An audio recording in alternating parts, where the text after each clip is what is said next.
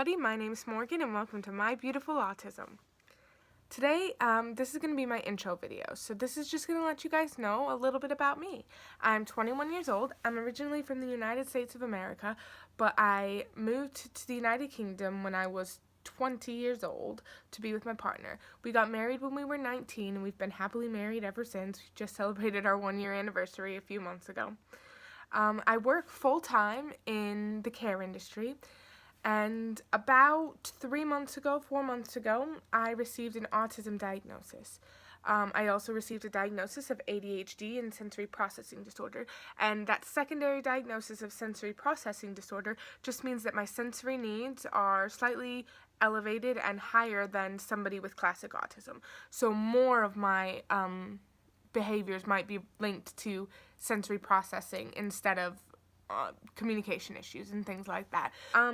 Recently, I have been working really hard on this channel because I really want to make a difference. I want to raise awareness for autism and help fight a lot of the stereotypes that come with autism. People think that just because I have autism, that means that I sit in the corner rocking, which, fair enough, sometimes I do. But I also live a very rewarding life. I have a full-time job, like I said, I'm married, all of those things, and my autism doesn't affect them in every single way. It doesn't mean that I can't do anything. I still do everything, maybe just a little bit differently.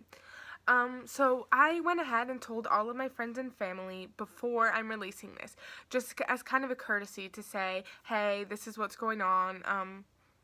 Do you have any questions? One of the questions I got from some of my family members is, where are you on the autism spectrum? I can't see you having anything more than Asperger's. Well, from what I've been told, here in the UK, they no longer diagnose Asperger's. It's all on the autism spectrum.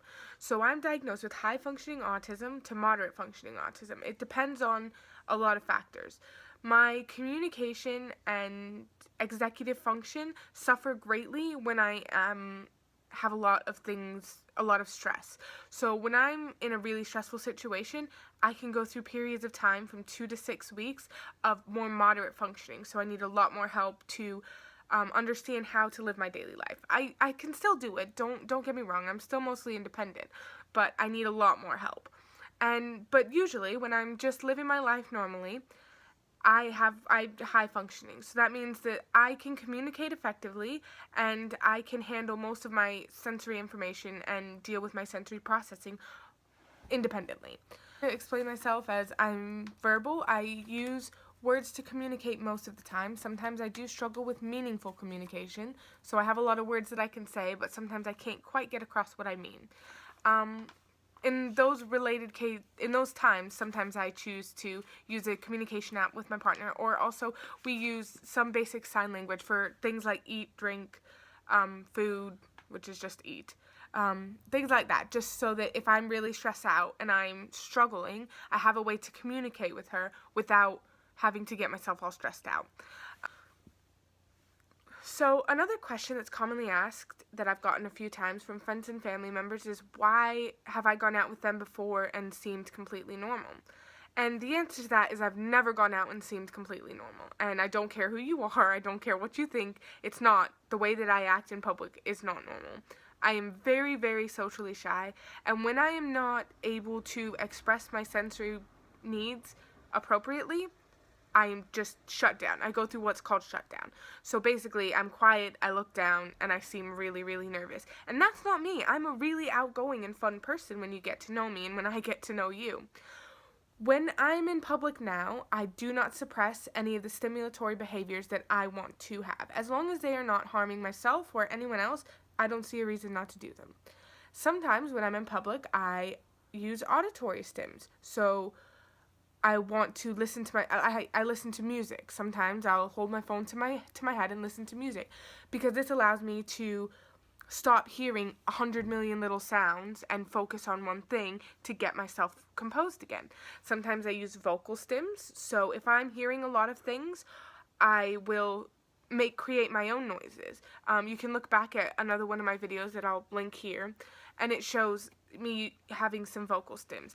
These are just because I'm struggling to process the information that I'm taking in, so my vocal stims help me to process the information and block out other information. Sometimes I flap my hands a little bit, or I tend to sway or rock. These are all things that have to do with proprioception, which is a sense that I have very dulled. So I don't have a very good sense of where my body is in this world. So in order to help me feel like I'm not floating in space, I tend to do this. I rock a lot. I'll rock side to side, back and forward. Or sometimes when it gets quite bad in my extremities, I'll stomp my feet a little bit, or I'll flap my hands, because it's a grounding feeling. So the reason why you've never seen me do those things before is because I grew up not doing those things because I didn't want to seem weird, and I didn't understand what they were. So now that I understand them, I don't mind having anybody see my stimulatory behaviors. Anybody. It's fine. Because I'm not ashamed of that. And that's one of the things that I really had to come to terms with when I was diagnosed with autism, is coming to terms with the fact that this is who I am. This is not going to go away tomorrow or the next day or ever. My feelings and sensory issues, they're never going to go. That's the way I am. And sometimes if people ask me, why are you doing that? I will explain. I have autism, and I'm feeling very overwhelmed in this situation, and this is how I self-regulate. So that's why you've never seen me stim in public, because I've only started being okay with stimming in public recently. Another person asked if I like to be called autistic or a person with autism, and I don't care. Honestly, I am both autistic and a person with autism. I understand some of the ideas behind person-centered language, but I really think that anything that's said to me with respect and kindness, I will take with respect and kindness. So as long as you're talking to me nicely, then I'm not going to care.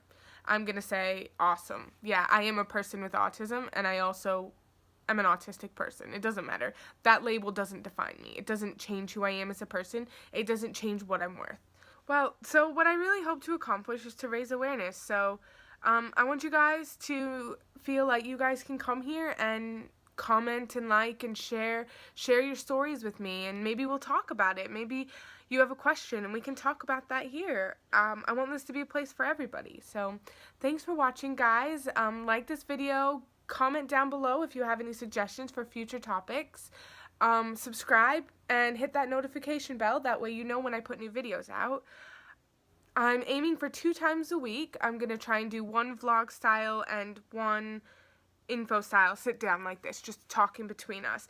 My next video is actually going to be navigating autism in relationships, because that has been asked a lot of me. If you guys have any questions, I'll link all my social media down below, and just shoot me a message. Once again, guys, thanks for joining me here in my intro video today, and thanks for joining me on my journey.